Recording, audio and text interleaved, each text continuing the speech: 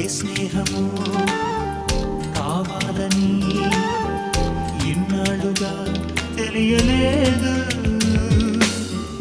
ఇచ్చేందుకే మనసుందని నాకెవ్వరు చెప్పలేదు. చెలిమి చిరునామా తెలుసుకోగానే రెక్కలొచ్చాయో ఏమిటో,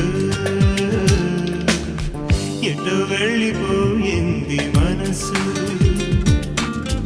ఇలా ఒంటరయింది వయస్సు. ఓ చల్లగాలి